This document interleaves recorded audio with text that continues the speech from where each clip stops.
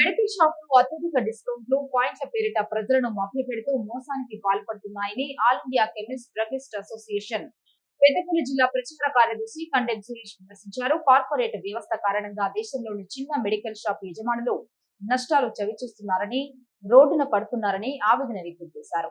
ఇకనైనా ప్రభుత్వం corporate medical షాపుల తీరును గమనించి వాటిని నియంత్రించాలని కోరారు. 8 ఇంక్లైన్ కాలనీలో మెడికల్ షాపుల యజమానులు చేపట్టిన ఒకరోజు బంద్ విజయవంతమైందని ఆయన మీడియా సమావేశంలో తెలిపారు. ఈ కార్యక్రమానికి పలువురు మెడికల్ షాపుల యజమానులు హాజరయ్యారు. అందరికీ నమస్కారం. ఈరోజు all India organisation of chemist and druggist మరియు తెలంగాణ కెమిస్ట్ అండ్ డ్రగ్గిస్ట్ ఆధ్వర్యంలో మన తెలంగాణ అధ్యక్షుడు కొత్తపల్లి శ్రీనివాస్ గారి అధ్యక్షతన వారి ఆధ్వర్యంలో ఈరోజు ఆల్ ఇండియా మెడికల్ షాప్స్ బంద్ అనేది చేయడం జరిగింది. దీని ఆన్లైన్ మందులు సప్లైకి వ్యతిరేకంగా ఇది బంద్ నిర్వహించడం జరుగుతుంది.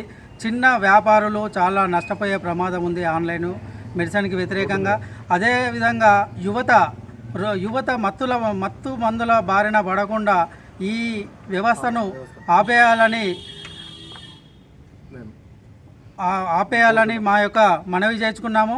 ఇది కార్పొరేట్ వ్యవస్థకు వ్యతిరేకంగా కూడా ఈ బంద్ను నిర్వహిస్తున్నాము.